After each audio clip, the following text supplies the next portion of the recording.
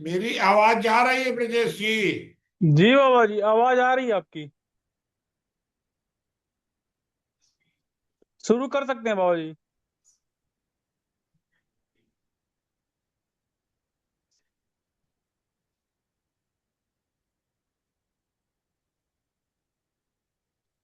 आवाज आ रही है बाबा जी।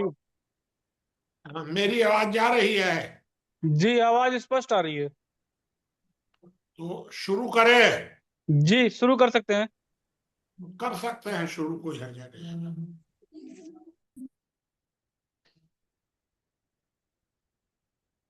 तो हम लोग हर महीने की 1 तारीख को ज्ञान कथा रखते हैं।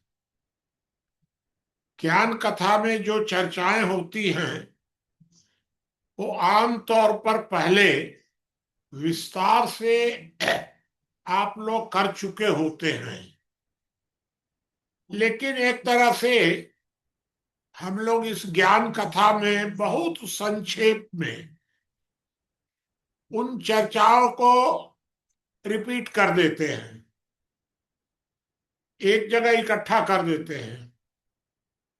जैसे अगर हम लोगों की किताब के 9 भाग हैं, तो 9 भाग में आप जो चर्चा करते हैं वो कभी किसी भाग के, कभी किसी की, कभी किसी की, लेकिन ज्ञान कथा में एक भाग की ही चर्चा करते हैं हम लोग। आज हम लोग ज्ञान कथा में तीसरे भाग की चर्चा करेंगे, क्योंकि ये तीसरा महीना है आज। तो आज हम लोग राजनैतिक विषय लेंगे।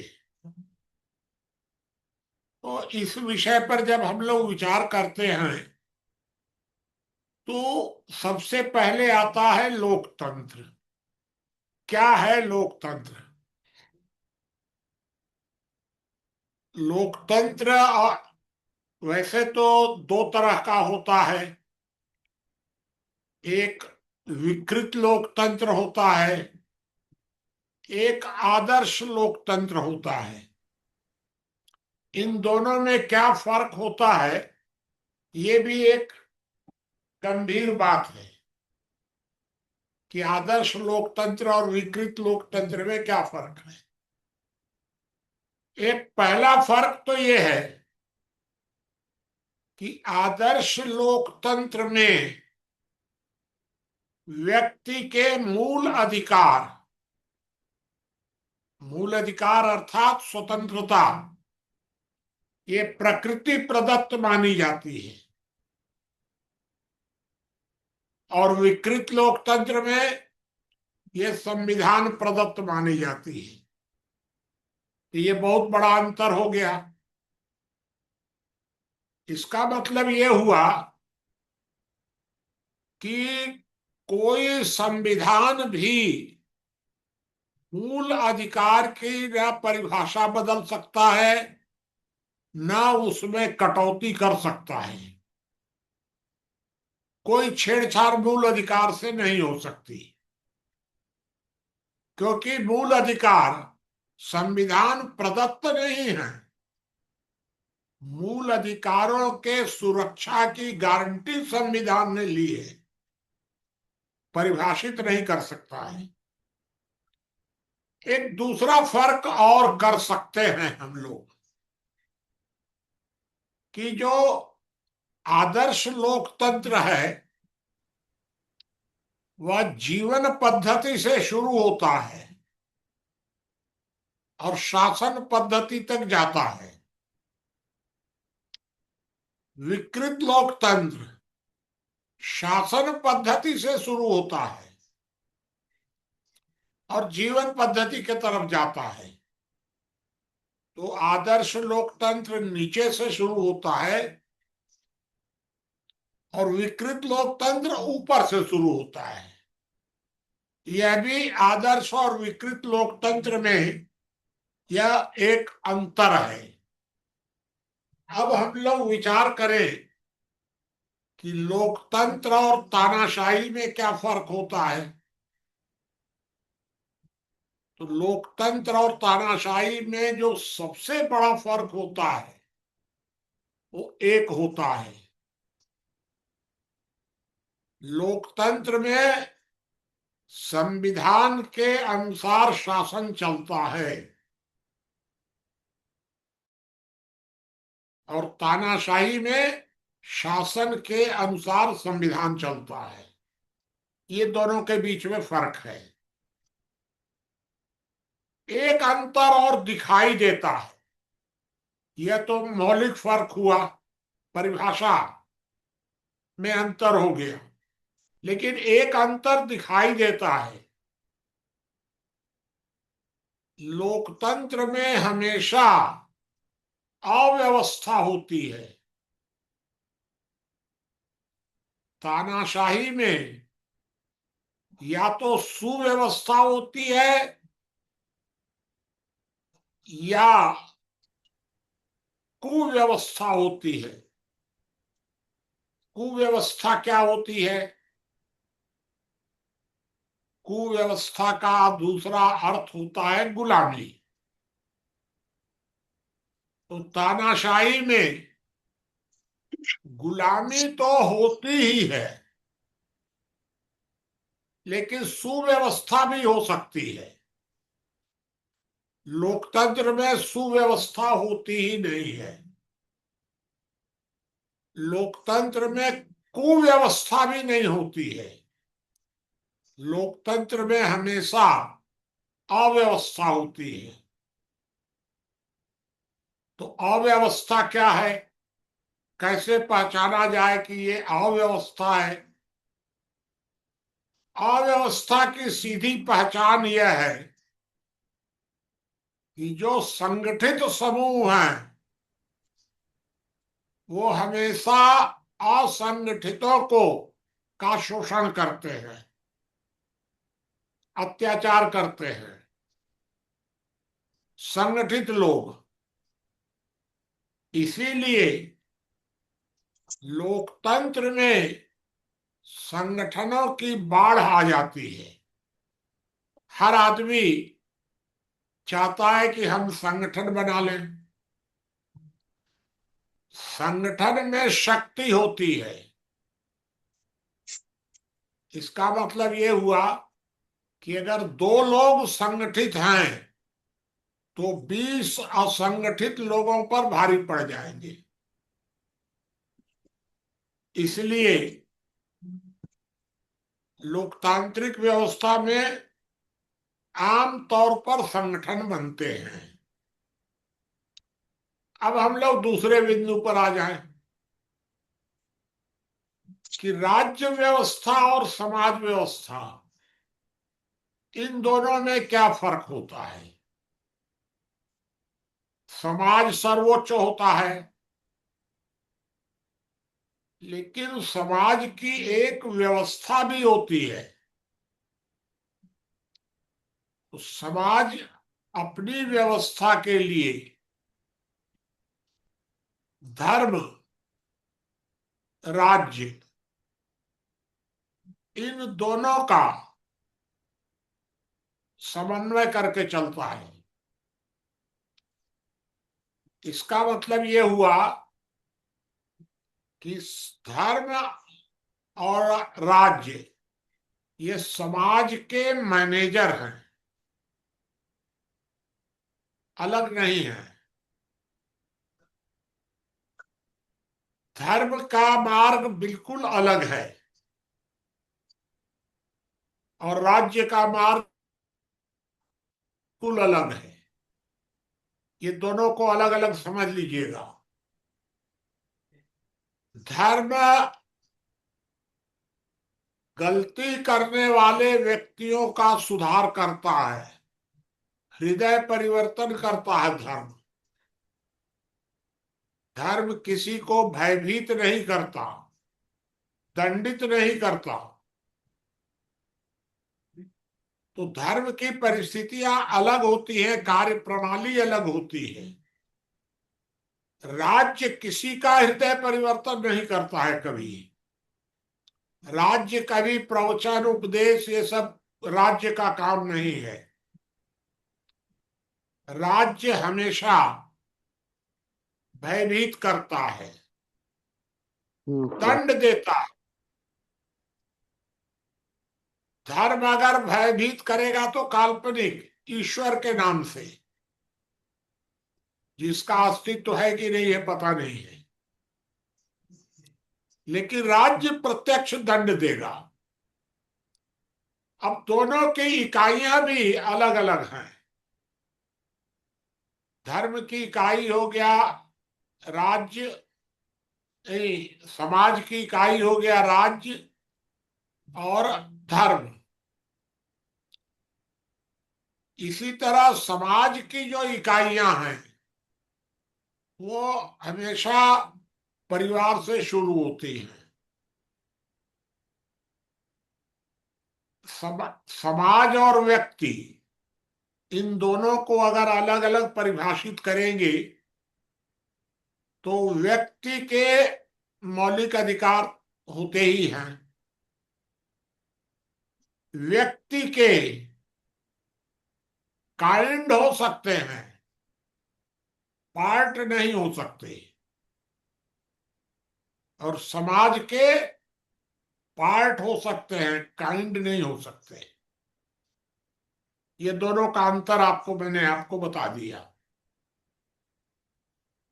व्यक्ति के प्रकार हो सकते हैं, भाग नहीं हो सकते हैं। व्यक्ति एक इकाई है। समाज के भाग हो सकते हैं, प्रकार नहीं हो सकते हैं। ये भी अंतर है। राज्य जो होता है वो राज्य तीन के संतुलन से चलता है: न्यायपालिका, विधायिका, कार्यपालिका। इन तीनों के लोकतंत्र में, तानाशाही में नहीं। तो तीनों के संतुलन से राज्य कार्य करता है और तीनों के अधिकार आदर्श स्थिति में बराबर होते हैं। अर्थात न्यायपालिका, विधायिका और कार्यपालिका, तीनों में से कोई अपने को सुपर नहीं कर सकता। ये मजबूरी है, यही परिभाषा है लोकतंत्र की। एक अलग बात है कि वर्तमान समय में न्यायपालिका और विधायिका, ये दोनों अपने को सुपर कहने लग गए हैं। विधायिका मानती है कि हम सुपर है, न्यायपालिका कहती है कि हम सुपर है। पहले 1973 तक विधायिका सुपर रही, अप्रत्यक्ष रूप से तानाशाह रही। 73 के बाद धीरे धीरे न्यायपालिका तानाशाह बनती चली गई और वर्तमान समय में भारत न्यायिक तानाशाही से दो चार हो रहा है। अभी पार्लियामेंट को किसी प्रकार का कोई पावर नहीं है। न्यायपालिका हर मामले में, अभी आपने आज सुना होगा, सर्वोच्च न्यायालय ने पूछा है कि बताइए आप कि आप पर्यावरण के बारे में क्या नीति बना रहे हैं। और सुप्रीम कोर्ट यह भी कह रहा है कि हम इस तरह खाली नहीं बैठ सकते हैं, चुप नहीं बैठ सकते हैं, हमें तो हस्तक्षेप करना ही पड़ेगा। अरे भाई, अगर हम नहीं कर पा रहे हैं तो आप बता दो क्या नीति बननी चाहिए। तो बताएंगे कुछ नहीं,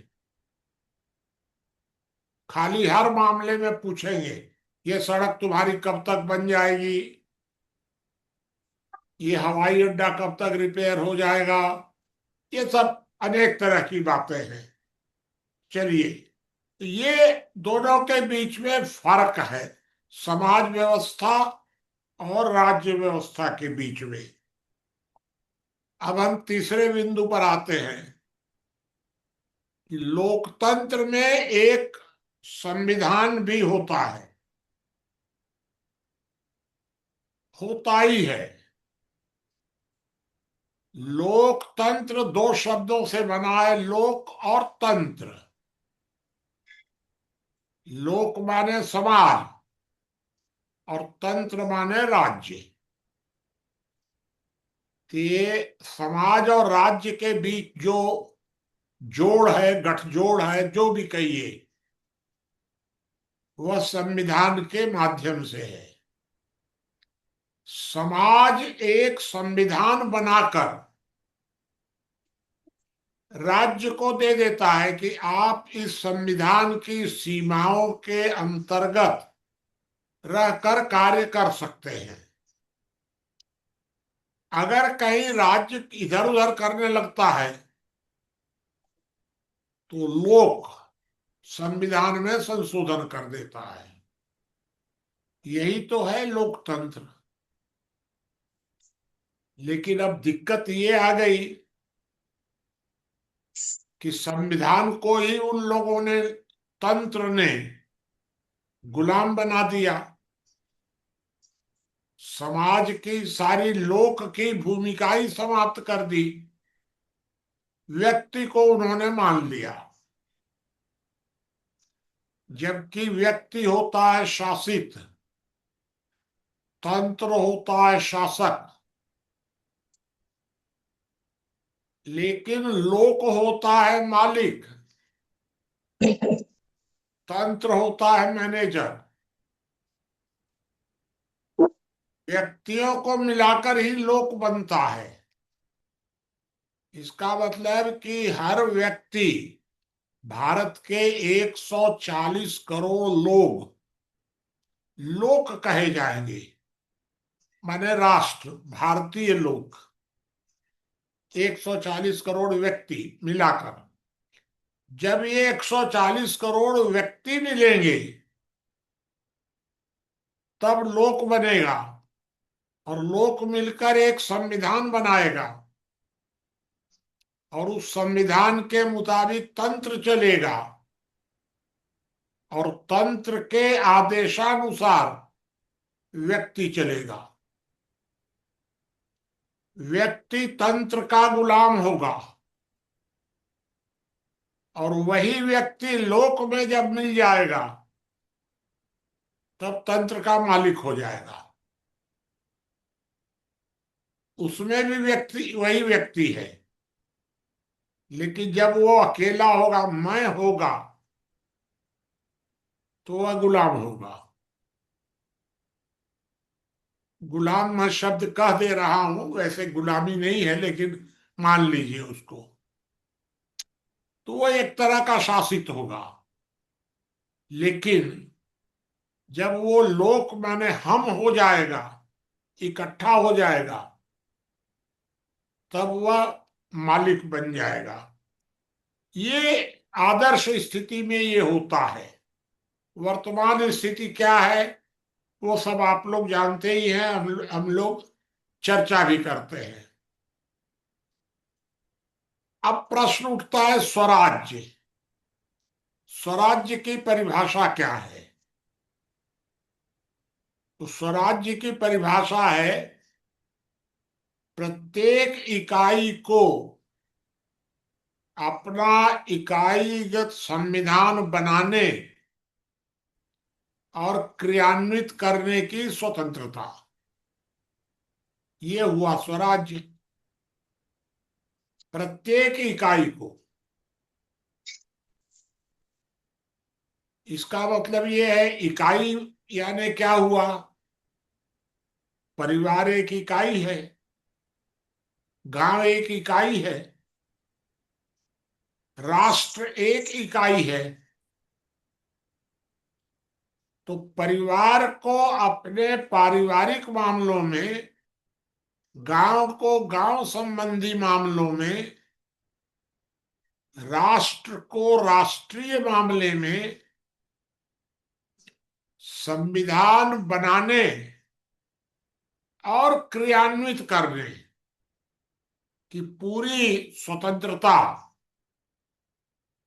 स्वतंत्रता का नाम है स्वराज्य।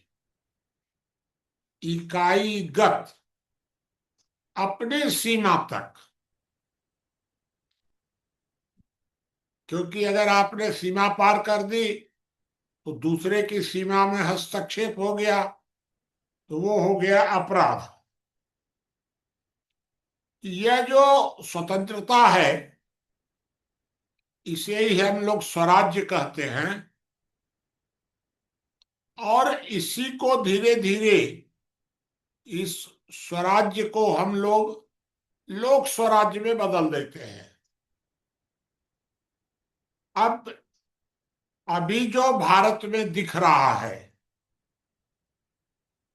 यह तंत्र का स्वराज्य है, तंत्र का लोकतंत्र है, तंत्र नियंत्रित लोक वर्तमान में, जबकि आदर्श स्थिति में होना चाहिए लोक नियंत्रित तंत्र। ये दोनों के बीच में अंतर मैंने आपको बता दिया। प्रश्न उठता है कि यह स्वराज्य है, तो यह स्वराज्य नहीं है वर्तमान में, और वो लोग स्वराज्य बोलते भी नहीं हैं। तंत्र के लोग वो कहते हैं सुराज्य। स्वतंत्रता के पहले जब शुरू हुआ था स्वतंत्रता संघर्ष, तो उस समय यह बात साफ की गई थी गांधी जी के द्वारा कि भारत में स्वराज्य होगा, सुराज्य नहीं। इसीलिए स्वतंत्रता की लड़ाई में दो विचारधाराएं काम कर रही थी। एक सोच थी गांधी की और गांधी को मानने वालों की। गांधी विचार को मानने वाले अलग थे और गांधी को मानने वाले अलग थे। ये जो लोक स्वराज्य की विचारधारा थी ये गांधी विचार वाले मानते थे, और जितने राजनेता थे वे राजनेता गांधी विचार को नहीं मानते थे। कोई भी राजनेता नहीं मान रहा था, गांधी को मानते थे। गांधी विचार से उनको नफरत थी सबको, चाहे वो नेहरू हो, पटेल हो, और जितने भी नेता थे। किसी को गांधी विचार से प्रेम नहीं था। क्यों? क्योंकि वे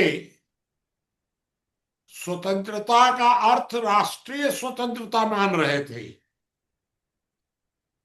और गांधी स्वतंत्रता का अर्थ इकाईगत स्वतंत्रता मान रहे थे। प्रत्येक व्यक्ति को अपने इकाईगत निर्णय की स्वतंत्रता होनी चाहिए, यह गांधी की सोच थी। सभी राजनेता सुराज्य के पक्षधर थे और गांधी स्वराज्य के पक्षधर थे।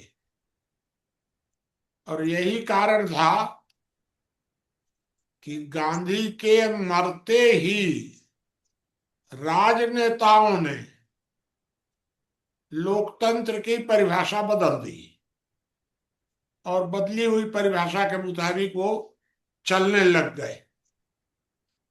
आज भी भारत के अधिकांश लोग राजनेताओं के द्वारा बताई गई परिभाषा को ही ठीक समझते हैं।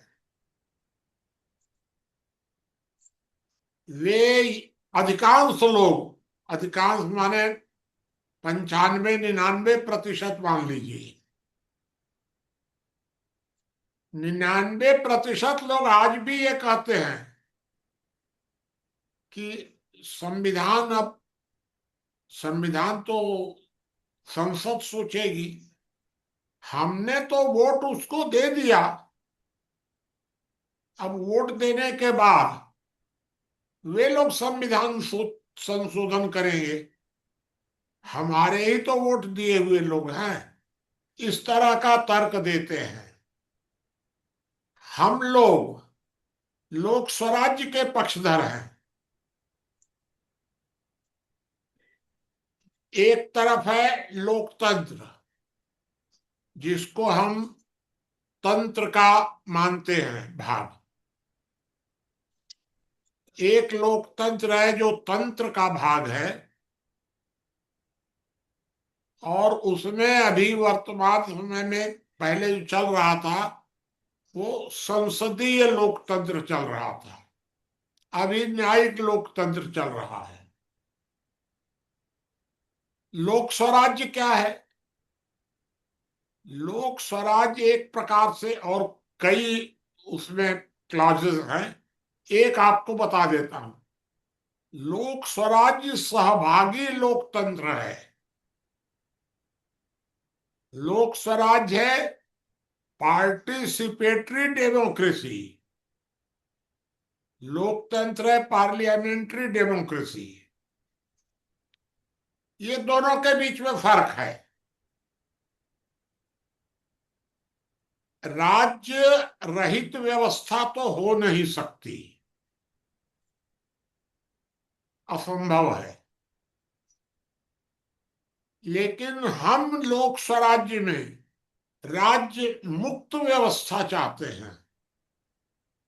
समाज व्यवस्था राज्य के हस्तक्षेप से मुक्त होनी चाहिए। जैसे कि प्राचीन समय में विश्वामित्र ऋषि यज्ञ करने लग गए, यज्ञ की सुरक्षा करने लग गए राम, कि वो निष्कंटक अपना यज्ञ करें, निर्भय होकर यज्ञ करें, कोई बाधा होगी हम दूर करेंगे।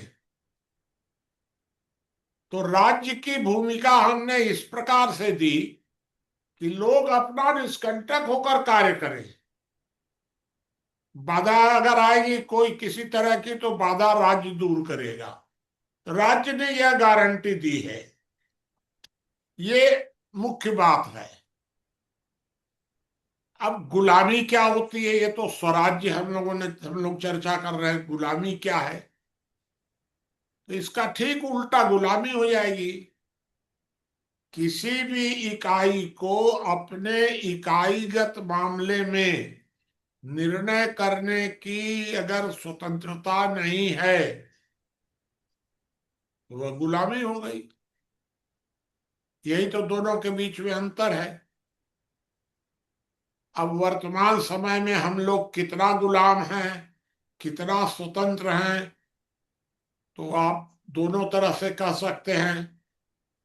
हम आधा स्वतंत्र हैं, आधा गुलाम हैं। चाहे उसको गुलाम कहिए, चाहे स्वतंत्र कहिए, जो भी कहिए, दोनों अर्थ उसका निकल सकता है। लेकिन है एक ही बात करीब करीब। अब हम लोग आते हैं पांचवें बिंदु पर, कि हम लोग बात कर रहे हैं लोक स्वराज्य। गांधी जी ने बात की थी ग्राम स्वराज्य। दोनों में फर्क क्या है? गांधी उस समय जब गांधी जी ने ये सोचा था, हिंद स्वराज जब पुस्तक लिखी थी, उस समय गांव बहुत छोटे छोटे थे एकदम। किसी गांव में 50 आदमी, किसी गांव में 100 आदमी। तो गांधी जी ने आबादी कम होने के कारण उसको ग्राम स्वराज्य मान लिया था। लेकिन ग्राम स्वराज्य में भी गांधी जी ने एक क्लॉज डाला था, सर्वसम्मति से तय होना चाहिए। गांव यदि कोई निर्णय करेगा तो सारे लोग मिलकर सर्वसम्मति से करेंगे। इसका मतलब लोक स्वराज्य हो गया। गांधी जी के समय हर व्यक्ति का मत लिया जाएगा, उसकी बात सुनी जाएगी। तो फिर ये गड़बड़ कब हुआ? तो गांधी जी के मरने के बाद जब विनोबा जी आए, तब विनोबा जी नेहरू जी से प्रभावित हो गए। नेहरू जी ने विनोबा जी को समझाया कि बाबा अब तो ग्राम स्वराज्य तो हो गया, हम ही शासक हैं, हम तो सब कर ही रहे हैं, कोई चिंता नहीं है। आप अब इस लाइन को छोड़ो और आप जाओ आदर्श ग्राम बनाने। तो विनोबा जी ने ग्राम स्वराज्य को छोड़कर आदर्श ग्राम की लाइन पकड़ ली। आदर्श ग्राम, स्वावलंबी ग्राम। आदर्श ग्राम और स्वावलंबी ग्राम ये ग्राम स्वराज्य का परिणाम होगा, आधार नहीं होगा। अगर ग्राम स्वराज्य आएगा, या अब उसको हम लोग लोक स्वराज्य मानते हैं, अंतर अभी बताएंगे हम। जब ग्राम स्वराज्य आएगा तो आदर्श ग्राम बन जाएगा, ग्राम स्वराज्य आएगा तो स्वावलंबी ग्राम बन जाएगा। लेकिन अगर आदर्श ग्राम बन गया, ग्राम स्वराज्य कभी नहीं आएगा।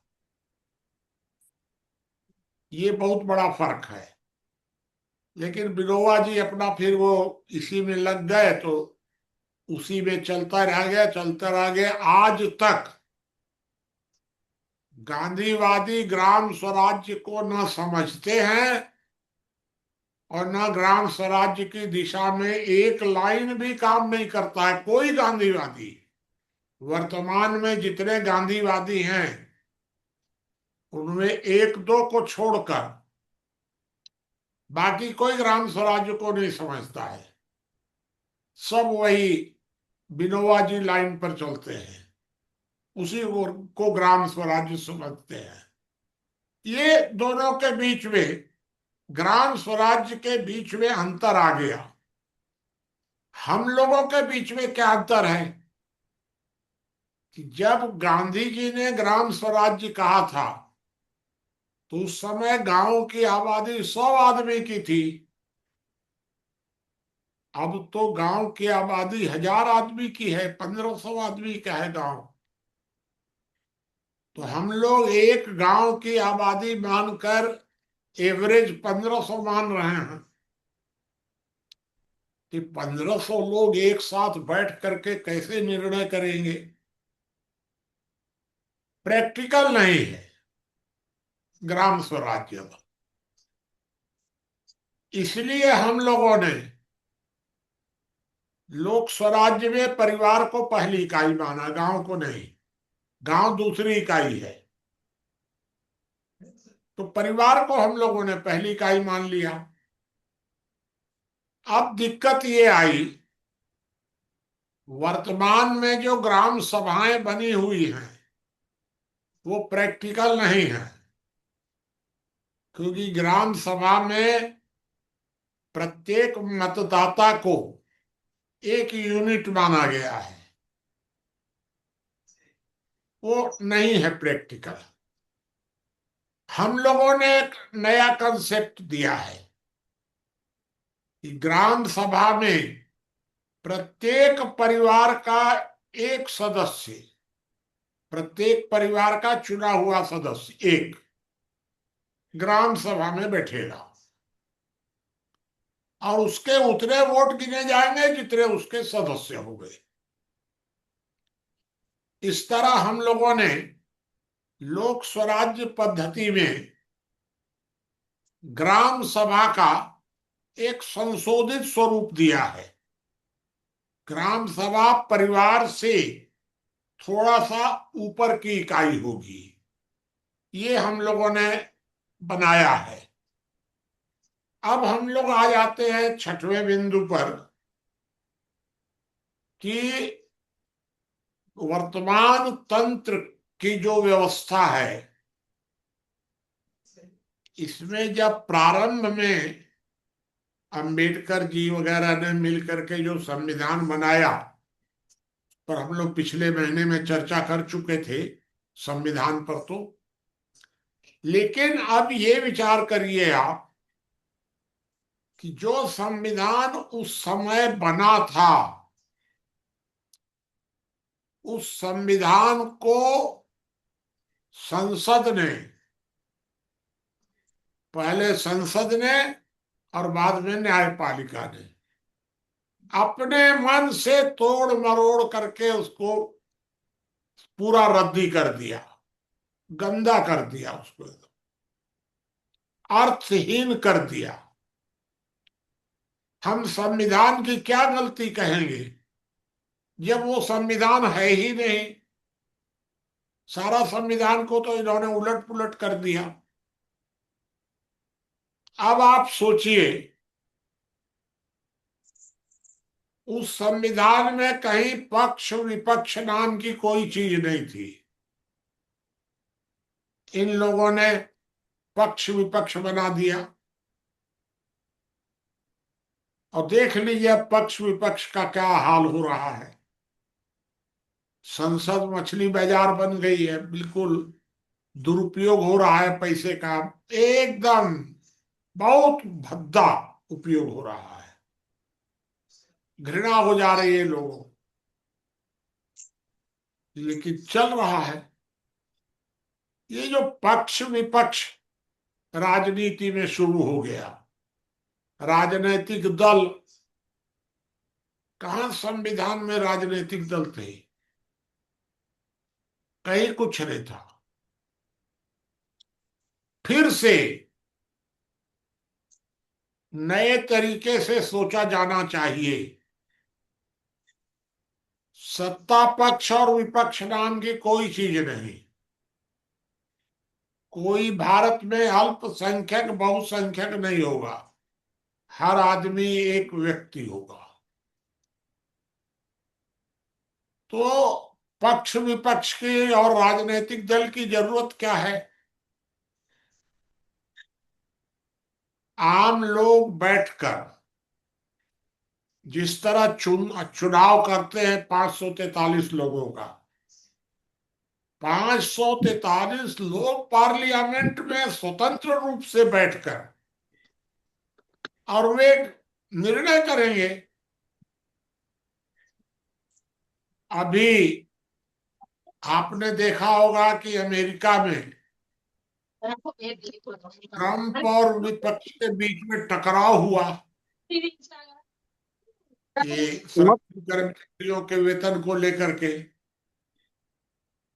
और अंत में सुलह हुई तो दलीय आधार पर नहीं हुई, सब बैठ करके आपस में, और कुछ लोग इधर के कुछ लोग उधर हो गए, उधर के कुछ लोग, निर्णय हो गया। हम तो उससे भी और अच्छा आगे बढ़ करके कहना चाहते हैं कि दलीय राजनीति को खत्म कर दीजिए। सब जो भी लोग चुन करके जाएंगे वे बैठ करके सरकार चलाएं, वे प्रधानमंत्री चुने। तो ये दलगत राजनीति हमारे लिए पक्ष विपक्ष के रूप में जो बन गई है, ये बहुत घातक है और उसके परिणाम भी घातक दिख रहे हैं। कोई भी आदमी सच बोलने के लिए स्वतंत्र नहीं है जो राजनीति में है। अगर उसने सच बोल दिया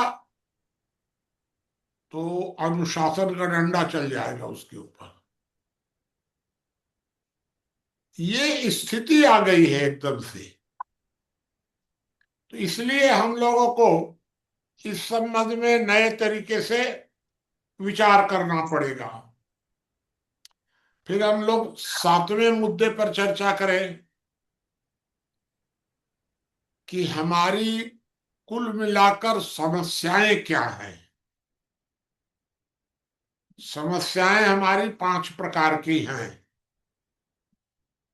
एक को हम कहते हैं वास्तविक समस्या, एक को कहते हैं कृत्रिम समस्या। कृत्रिम माने आप समझ रहे हैं, बनावटी। एक को हम लोग कहते हैं विश्व स्तरीय समस्या, एक को कहते हैं प्राकृतिक समस्या, और एक 5वें प्रकार की समस्या और है। वो समस्या है अस्तित्वहीन समस्या। ये 5 प्रकार की समस्याएं हैं। वास्तविक समस्याओं के समाधान के लिए हम तंत्र का निर्माण करते हैं। तो वास्तविक समस्याओं का समाधान तंत्र करेगा, करना चाहिए।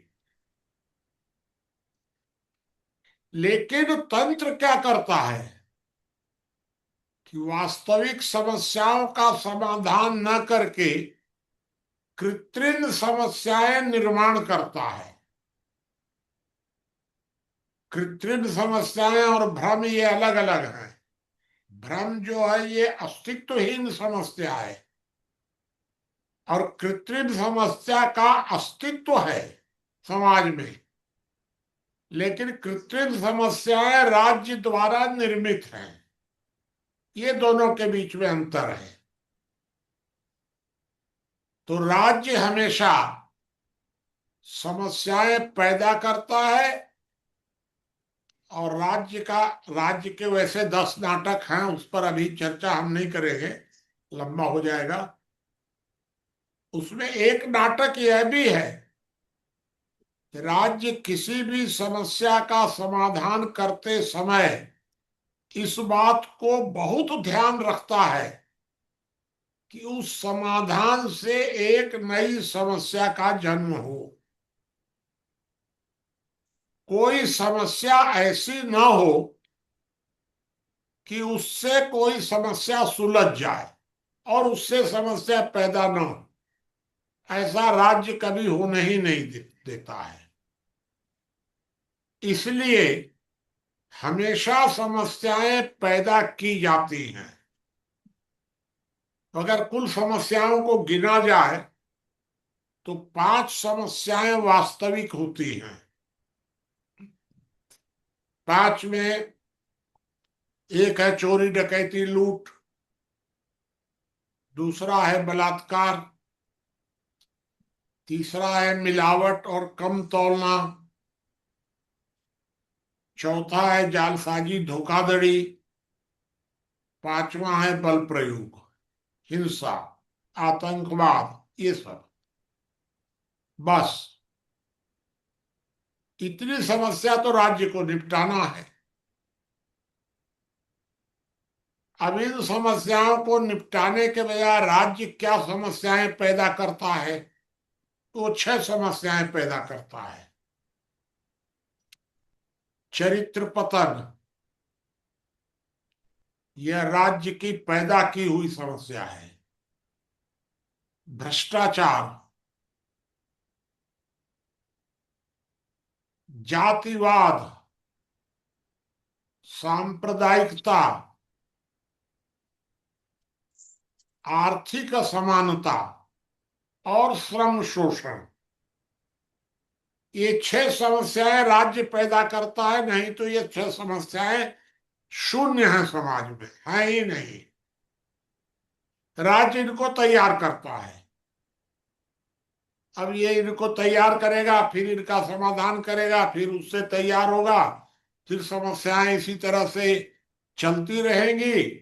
और हम इन समस्याओं के समाधान में उलझे रहेंगे। हमेशा राज्य को करना क्या है? वास्तविक समस्याओं का समाधान। वास्तविक समस्याओं का समाधान राज्य करना ही नहीं चाहता है। राज्य सारी ताकत लगाएगा भ्रम दूर करने में, असत्य समस्याओं को दूर करने में।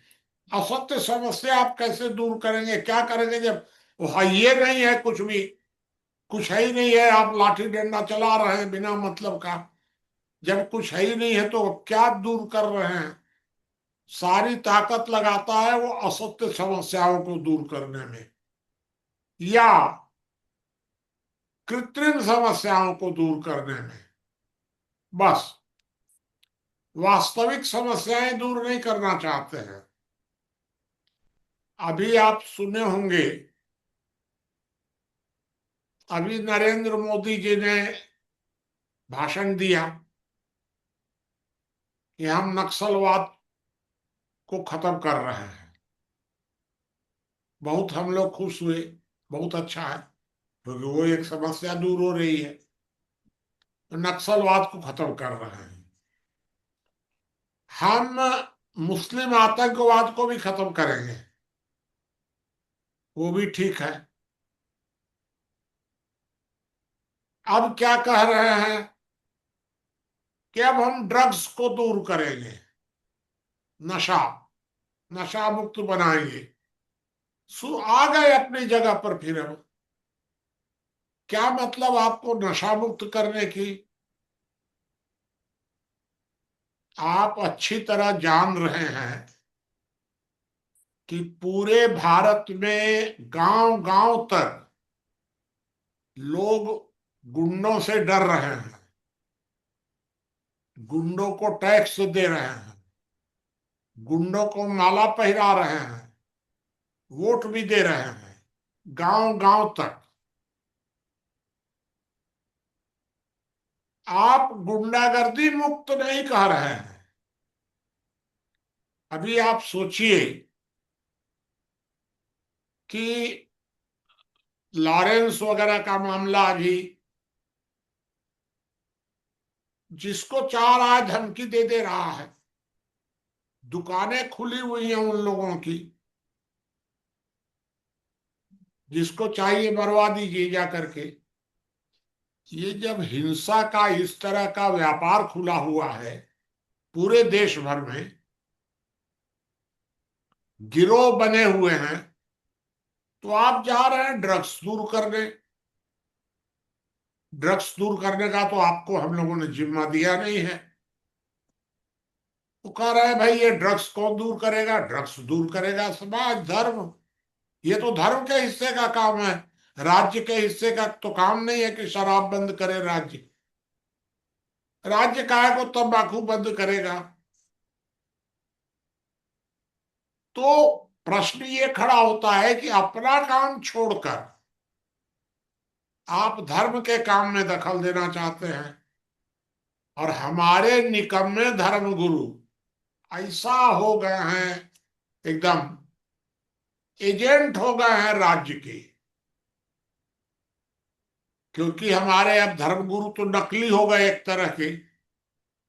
इन धर्म गुरुओं का कोई प्रभाव समाज पर नहीं पड़ रहा है वर्तमान में, क्योंकि नियत साफ नहीं है। अब ये धर्म गुरु राज्य को कह रहे हैं कि तुम शराब बंद करो।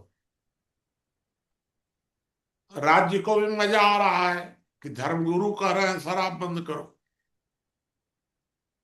अगर सरकार शराब बंद करेगी तो तुम क्या करोगे?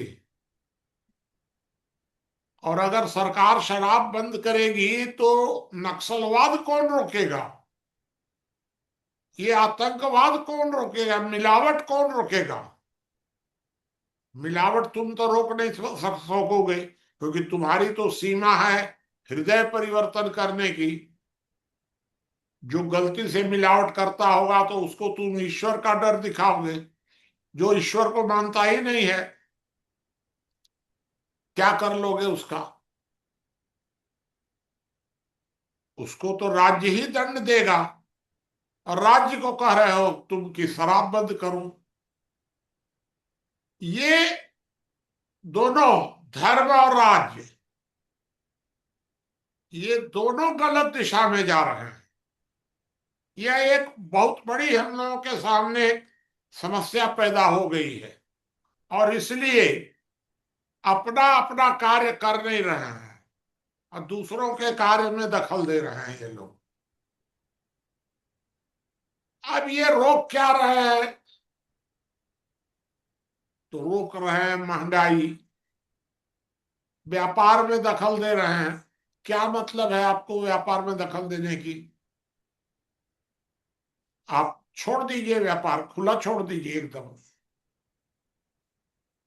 आज अगर भारत में भ्रष्टाचार दिखाई दे रहा है, इतना भ्रष्टाचार, उसका एक कारण, सिर्फ एक कारण है सरकारीकरण। सब निजीकरण कर दीजिए, टोटल निजीकरण। कोई जरूरत नहीं है आपको ये सब, खुला व्यापार छोड़ दीजिए, भ्रष्टाचार की समस्या दूर हो जाएगी। लेकिन दिक्कत यह है ना कि अगर भ्रष्टाचार की समस्या दूर हो जाएगी तो ये नेता लोगों के पास धन कहां से आएगा मनमाना? तो इसलिए कोई नेता चाहता नहीं है कि निजीकरण हो जाए। सब सरकारें उसी भ्रष्टाचार की लाइन पर चलना चाहती हैं। एक सवाल उठता है कि इस प्रकार की समस्याओं का समाधान क्या होगा? हम लोगों ने समाधान भी लिखा है, 5 प्रियम्बुल में विषय जा सकता है, 5 समाधान। क्योंकि संविधान का तो प्रियम्बुल ही होता है, मार्गदर्शक, एक प्रकार का निर्णायक। तो 5 में है, एक है लोक स्वराज, सबसे पहला। दूसरा है अपराध नियंत्रण की गारंटी। तीसरा है आर्थिक असमानता में कमी। चौथा है श्रम सम्मान वृद्धि। और 5वां है कॉमन सिविल कोड। 5 काम आप जिम्मा ले लीजिए। 5 तरीके से आप पूरा संविधान बना सकते हैं। उसके मूल में ये 5 आधार आप डाल सकते हैं, सब समस्याएं सुलझ जाएंगी आपकी इन 5 में। मुख्य तो अपराध नियंत्रण ही है, जिसको हम लोगों ने दूसरे नंबर में रखा है। ये समस्याओं का समाधान हो सकता है। अब हम लोग 8वें नंबर पर चर्चा कर रहे हैं कि जो भारत का विभाजन हुआ, ये भारत विभाजन किन परिस्थितियों में हुआ और क्या ठीक हुआ?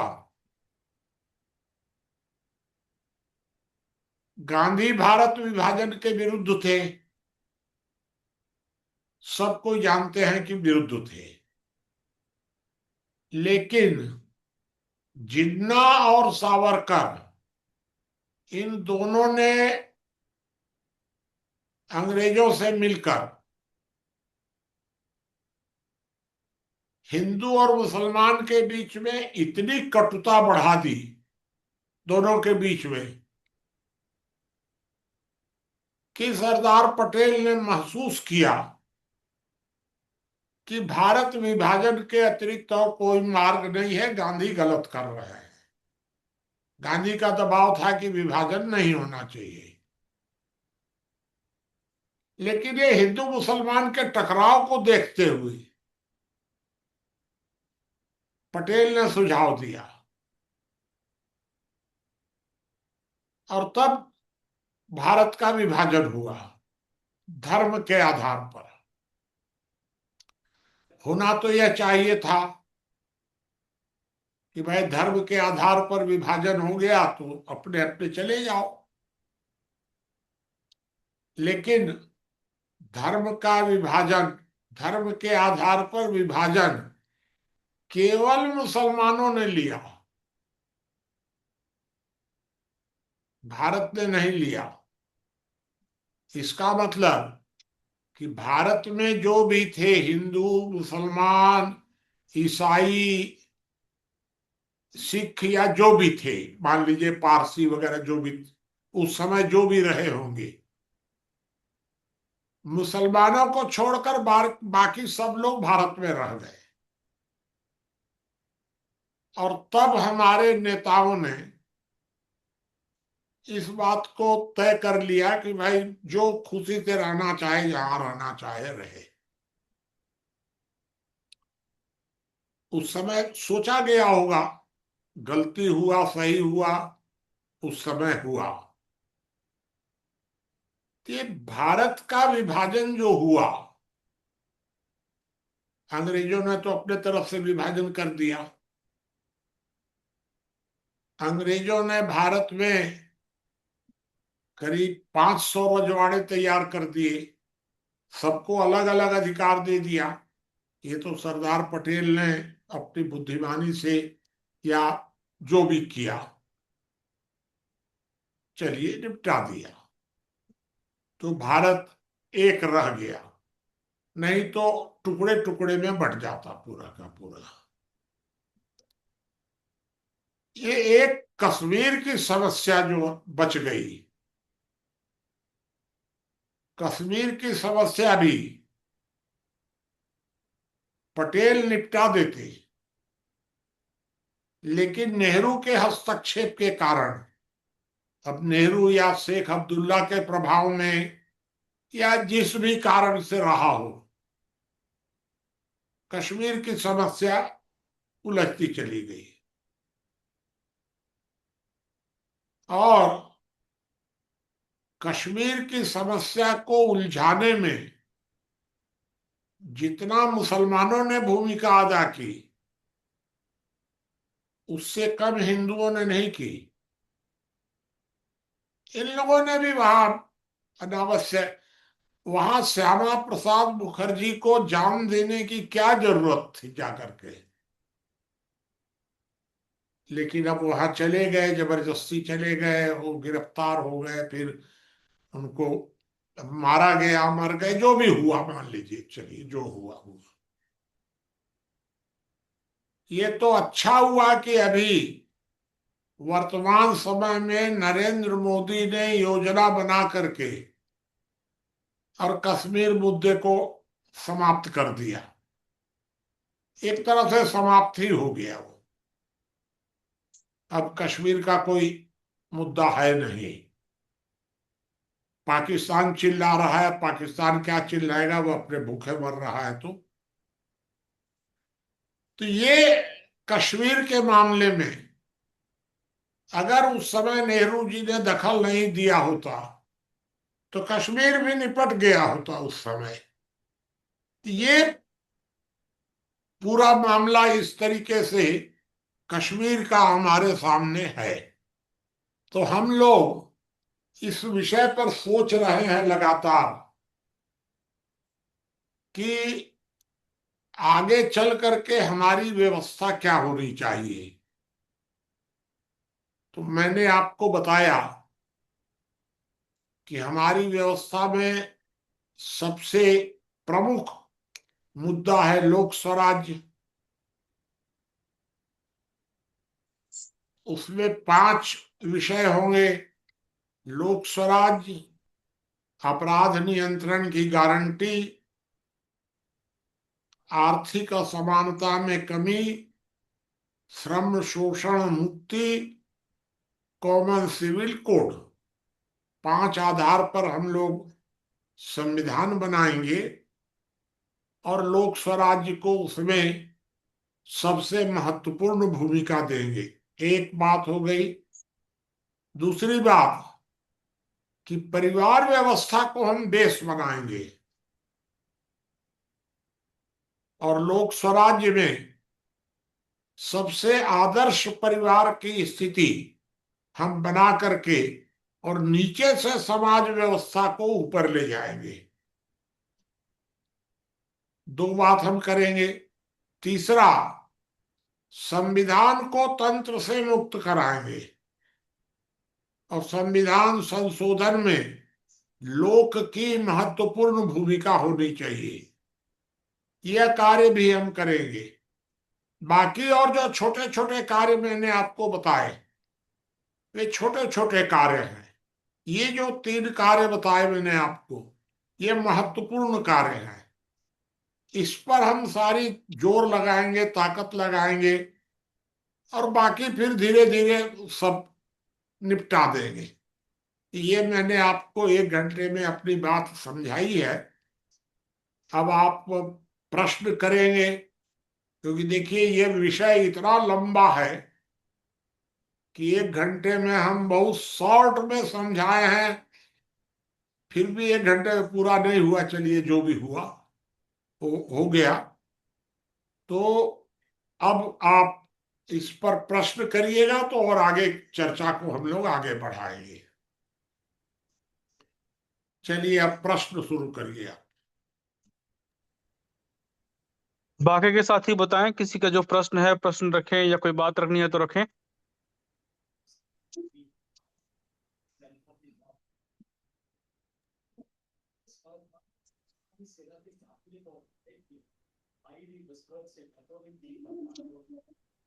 बाबा जी, मेरा एक प्रश्न है।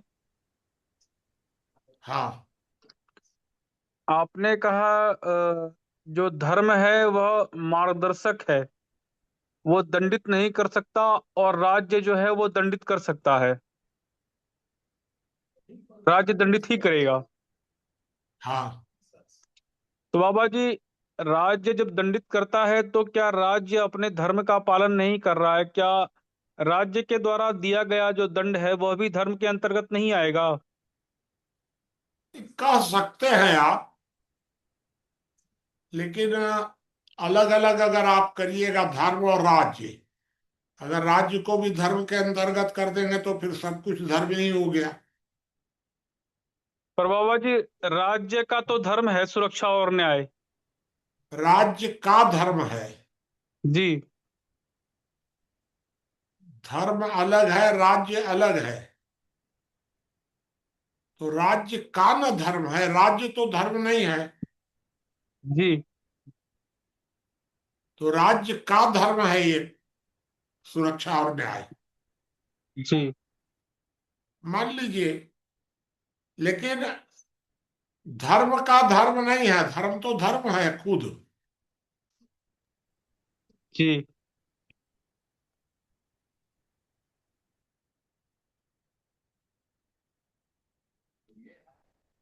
और बताइए।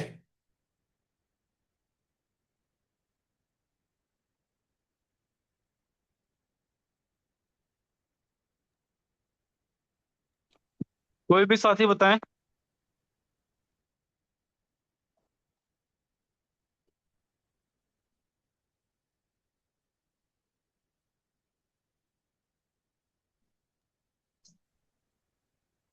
बाबा जी, आप कहते मेरा हैं। जी बताइए आदरणीय। नहीं, आप पहले पूछ लीजिए, मैं फिर बाद में पूछ लेता हूँ। बाबा जी, आपने कहा कृत्रिम समस्या है, राज्य के द्वारा पैदा की गई कृत्रिम समस्याएं हैं। बाकी जो है प्राकृतिक है, वैश्विक है, भूमंडलीय है। क्या हम वैश्विक समस्याओं को हम कृत्रिम और प्राकृतिक के 2 भागों में नहीं बांट सकते हैं? जो देखिए, समस्याएं मैंने बताई है 5 प्रकार की। जी। एक हो गई वास्तविक, एक हो गई कृत्रिम, फिर एक हो गई प्राकृतिक। प्राकृतिक समस्याओं में भूख, बेरोजगारी या जो भी समस्याएं हैं, या बीमारियां मान सकते हैं कुछ। उनको आप प्राकृतिक मान सकते हैं। भूमंडलीय समस्या जैसे कोरोना, प्लेग आया था पहले, ये प्लेग कोरोना वगैरह जो हैं ये भूमंडलीय समस्याएं हैं। या कोई भूमंडलीय समस्या आ सकती है किसी प्रकार की। कुछ पर्यावरण को भी हम मान सकते हैं कि भूमंडलीय है, मान सकते हैं। और पांचवी समस्या मैंने बताया अस्तित्वहीन। तो मैंने सबसे आवश्यक पहले नंबर पर रखा है वास्तविक समस्याओं का नियंत्रण। दूसरे नंबर पर रखा है कृत्रिम समस्याओं का। तीसरे नंबर पर प्राकृतिक, चौथे पर भूमंडलीय। इसमें आप क्या संशोधन करना चाह रहे हैं? बाबा जी, जो आप प्राकृतिक समस्या कहते हैं या भूमंडलीय समस्या है, वो समस्याएं अस्तित्वहीन तो नहीं हैं और वो समस्याएं वास्तविक भी हैं। तो क्या उनको वास्तविक समस्या की श्रेणी में नहीं रख सकते हैं? नहीं, वास्तविक समस्या में नहीं आएंगी वो। जी। वास्तविक समस्याएं मनुष्य, जो प्राकृतिक मनुष्य है, उसमें तो दो ही प्रकार है, सोशल और एंटी सोशल। तो एंटी सोशल लोग जो कार्य करते हैं वही वास्तविक समस्या है हमारे लिए, और उसी से सुरक्षा देना राज्य का काम है। ये प्राकृतिक समस्याएं जो हैं, इन प्राकृतिक समस्याओं को राज्य की जिम्मेदारी नहीं है, दायित्व तो नहीं है। दायित्व केवल है सुरक्षा और न्याय। तो हम प्राकृतिक समस्याओं को सुरक्षा और न्याय के साथ कैसे जोड़ेंगे? जी महत्व बाबा सबका है। हाँ। बाबा जी, राज्य के संदर्भ में जो आपने बात कही है वो तो ठीक है। उसमें तो वो दो अलग विभाजन हो गए, प्राकृतिक समस्या और वास्तविक समस्या। उस आधार पर तो ये बात ठीक बैठती है।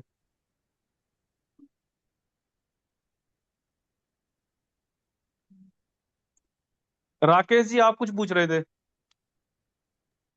हाँ, मेरा ये कहना था कि बाबा जो श्यामा प्रसाद मुखर्जी वाला मुद्दा उठाए कि वो जा करके, तो मुझे ये लगता है कि कभी कभी अपने चीजों को प्राप्त करने के लिए जो लोग मतलब आत्म बलिदान देते हैं, क्या हम उनको ये माने कि वो मूर्खता कर रहे हैं? बस मेरा यही सवाल था। नहीं, जो बलिदान दे रहे हैं वो बुद्धिमानी क्या कर रहे हैं? बाबा मुझे ये अगर लगता है। आप एक बात सोचिए कि अगर कोई विद्वान वो अगर बलिदान दे दे तो समाज को लाभ हुआ कि हानि? बिल्कुल हानि होगा। हानि होगी उससे। जी।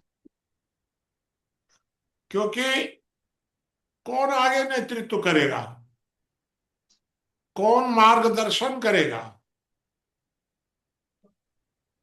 अगर भगत सिंह, सुभाष चंद्र बोस अगर बलिदान नहीं देते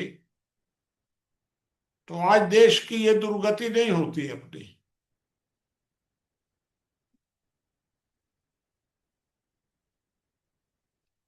अगर गांधी भी मारे जाते उस समय, स्वतंत्रता के पहले ही, क्या लाभ हो जाता?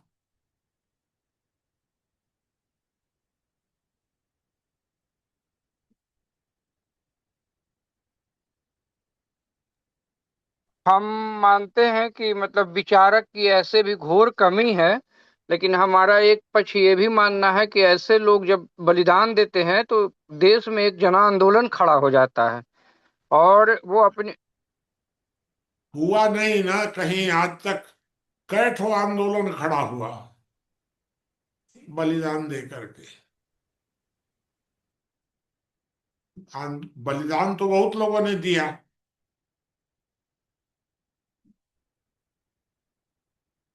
भाई आप एक बात विचार करिए कि स्वतंत्रता के पहले सुभाष चंद्र बोस, भगत सिंह या आजाद, इन लोगों की तुलना में गांधी को मानने वालों की संख्या कई गुना अधिक हो गई थी उस समय।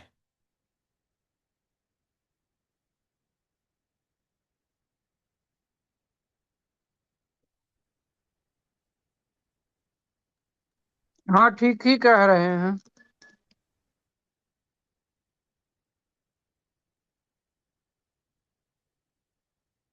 और कोई प्रश्न?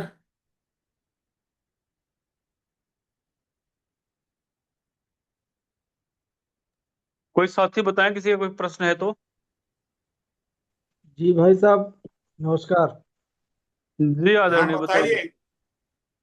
बाबा जी, मेरा एक छोटा सा शंका थी कि जैसे राज्य का दायित्व तो है न्याय एवं सुरक्षा, तो अगर हम समस्याओं की बात कर रहे हैं अपने वर्गीकरण के हिसाब से, तो प्राकृतिक समस्या और वैश्विक समस्या से भी कभी कभी लोग को असुरक्षा की भावना आ सकती है। क्या वो सुरक्षा प्रदान करना दायित्व की श्रेणी में हम राज्य को नहीं दे सकते? नहीं, सुरक्षा, सुरक्षा किससे? समस्याओं से। नहीं, जो राज्य का दायित्व है, दायित्व हमने दिया है सुरक्षा और न्याय। तो सुरक्षा और न्याय का को जो एक साथ जोड़ा गया है, तो सुरक्षा किससे? अन्याय करने वालों से।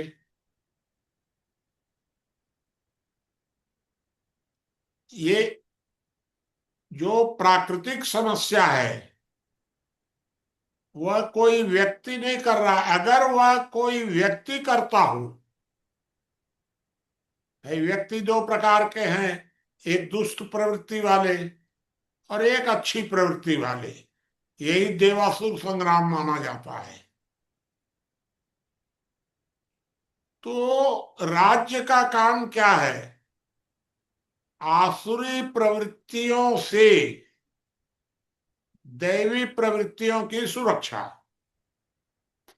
ये प्राकृतिक समस्या जो है, या भूमंडलीय समस्या, इसमें आसुरी प्रवृत्तियों से दैवी प्रवृत्ति की सुरक्षा शामिल नहीं है।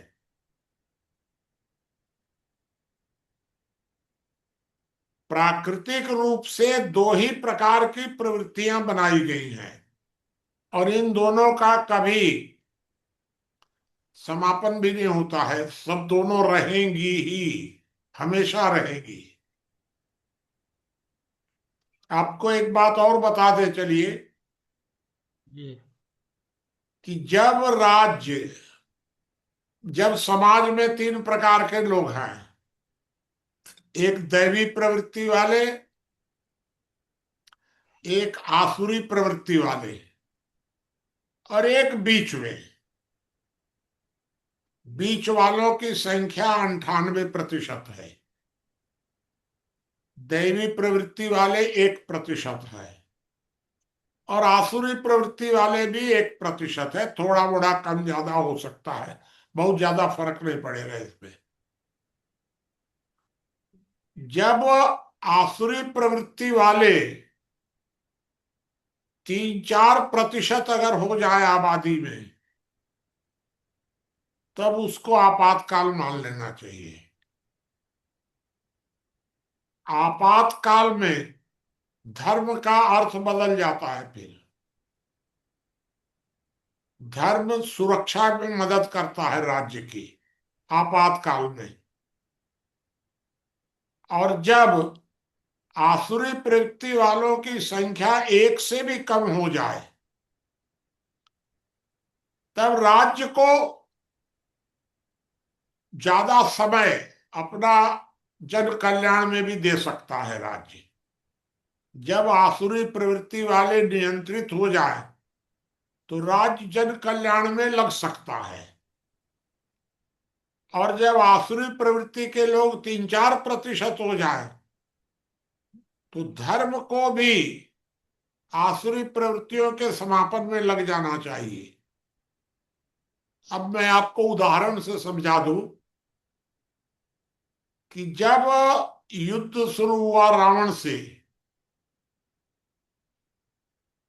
तो कहानी है, अब वो सच्ची झूठी मैं नहीं कहूंगा, पृथ्वी गई और फिर सारे देवता लोग गए और देवता लोगों ने निवेदन किया कि आप आइए और रावण से मुक्ति दिलाइए, जो भी हुआ होगा।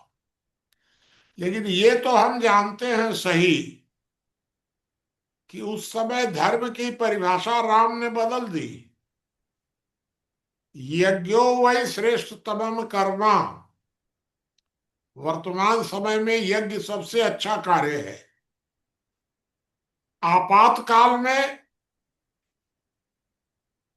आसुरी प्रवृत्तियों के यज्ञ को विध्वंस कर देना चाहिए, दैवी प्रवृत्तियों के यज्ञ को सुरक्षा देनी चाहिए। सामान्य काल में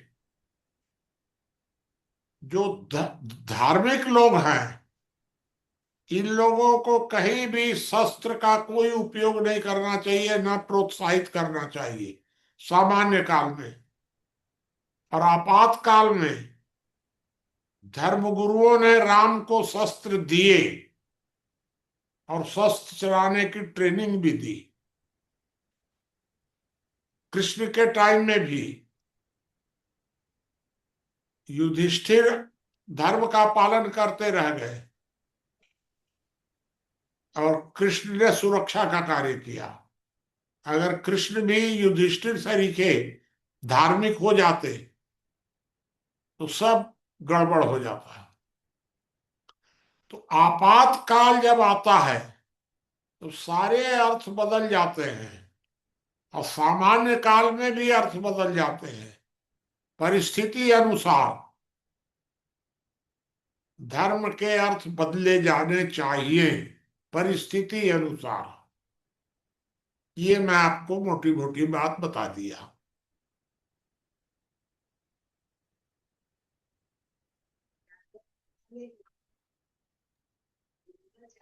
कोई और साथी बताएं, किसी कोई प्रश्न है तो।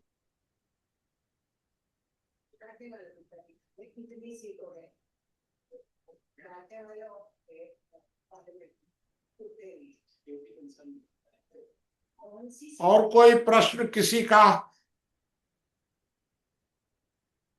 भाई ये जितनी चर्चा हुई है सब कहीं ना कहीं पहले हुई हो चुकी है विस्तार से। आज उनको हम बहुत शॉर्ट में थोड़ा थोड़ा थोड़ा थोड़ा आपके सामने रख दिए हैं। प्रणाम बाबा। हाँ प्रणाम भाई, बताइए। अब ये जो बात अभी आपने रखी कि आपातकाल में जो है सब अर्थ बदल जाने चाहिए, जो कि आपकी बात में ही विरोधाभास खड़ा हो जाता है। आप ब्राह्मण प्रवृत्ति के व्यक्ति को कहते हैं कि हथियार उठाना ही नहीं चाहिए। मतलब दूसरी बात, अगर वहां देखें हम युधिष्ठिर के समय, तो युधिष्ठिर अगर ब्राह्मण प्रवृत्ति के व्यक्ति है और वो हिंसा से दूर हो रहे हैं, तो मैं समझता हूँ प्रवृत्ति के आधार पर हो रहे हैं। तो ये फिर नहीं कैसे इसका मतलब जो है वो किया जाए।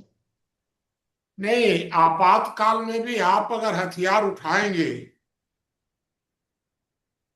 तो आप गलती करेंगे। कभी विश्वामित्र ने हथियार उठाया नहीं, कभी विदुर ने हथियार नहीं उठाया, कृष्ण ने भी हथियार नहीं उठाया। लेकिन विश्वामित्र ने हथियार उठाने के लिए प्रोत्साहित किया। तो हम राज्य को ताकत देंगे, राज्य को हम समझाएंगे, मजबूर करेंगे कि तुम हमारी सुरक्षा करो। हम तो कर ही नहीं सकते हैं क्योंकि हमारे पास तो वो अकल नहीं है। नहीं ठीक है, जैसे आपने एक बात रखी थी आपातकाल में, दूसरी उसमें बाबा थोड़ा सा और आपातकाल में जोड़ना, भी और नहीं जोड़ना आप। पड़ेगा। और जोड़ना ये हाँ पड़ेगा कि विश्वामित्र जब ऋषि ब्राह्मण उसको अपनाए, तब उन्होंने हथियार नहीं, मतलब जो है वो हथियार चलाना अगर नहीं जानते थे तो सिखा कैसे दिए? जब क्षत्रिय राज व्यवस्था में थे उस समय, तो उन्होंने हथियार चलाए हैं। बताइए। कृष्ण की तो बात, आप कृष्ण कृष्ण ठीक की है, बात आती है तो महाभारत में उन्होंने हथियार नहीं चलाए, बाकी तो और युद्ध उन्होंने लड़े हैं खुद से। नहीं चलाया किसी किसी भी धर्म गुरु ने हथियारों का उपयोग नहीं किया। धर्म गुरुओं ने राज्य राज्य को, क्षत्रियों को हथियार चलाने के लिए प्रोत्साहित किया। धर्मगुरुओं ने आम लोगों को नहीं कहा कि तुम हथियार उठाओ।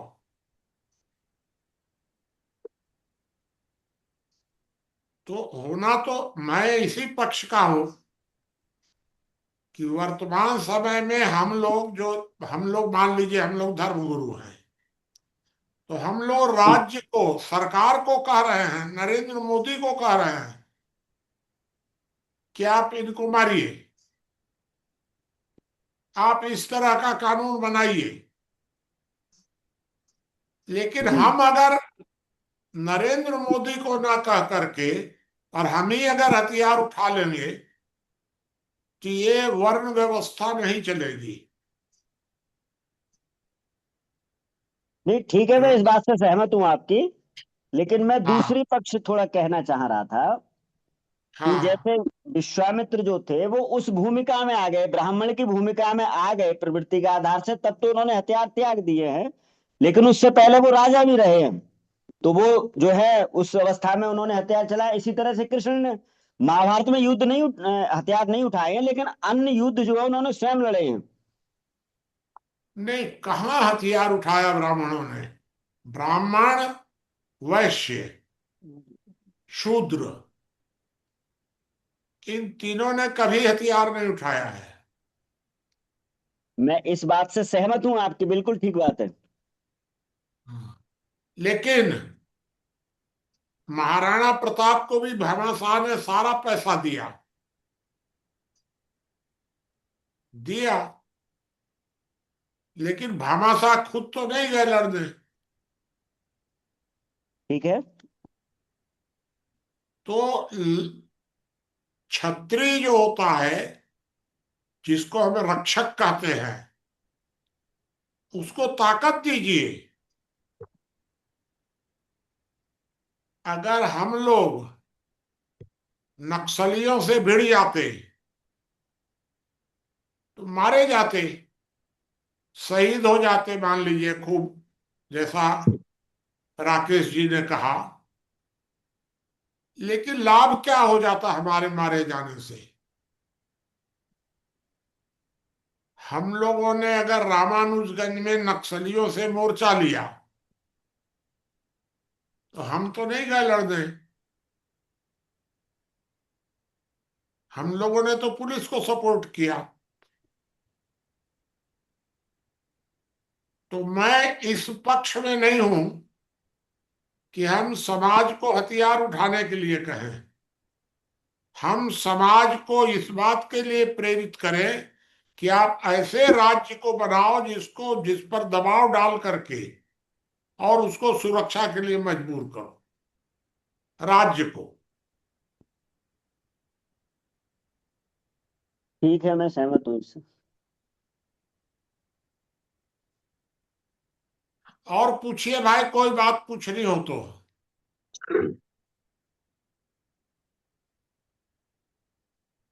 बाबा जी, मेरी हाँ जानकारी में धर्म और अधर्म के मध्य एक शब्द और दिया गया है, उसे आपद धर्म कहते हैं।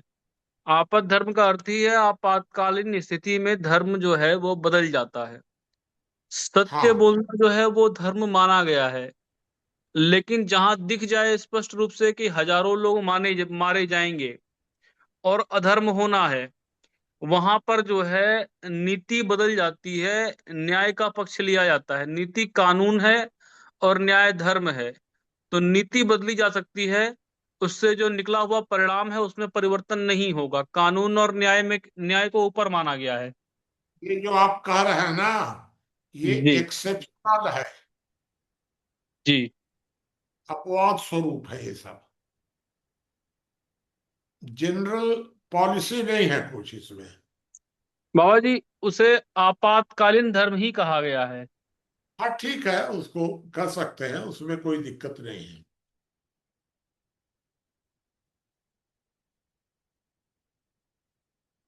कोई बात, ज्ञानेंद्र जी, मोहन बाबू, वैद्यराज जी कुछ नहीं पूछे हैं, कमल सिंह जी कोई बात, विपुल जी भी नहीं पूछे हैं, मदन जी भी नहीं पूछे हैं आज कुछ।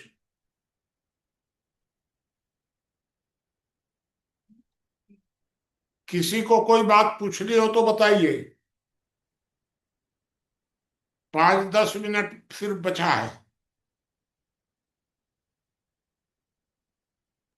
हम भी बाबा जी इन ज्ञान कथाओं के प्रवक्ता बन रहे हैं धीरे धीरे अपने क्षेत्र में। क्या कोई प्रश्न है क्या ब्रजेश जी इनका? नहीं नहीं, नहीं बाबा प्रश्न जी, नहीं है। प्रश्न नहीं है। नहीं है ना?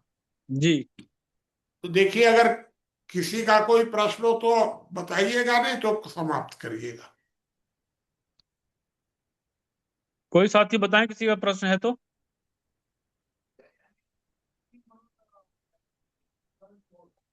ठीक है, फिर आज की चर्चा को हम लोग समाप्त करेंगे।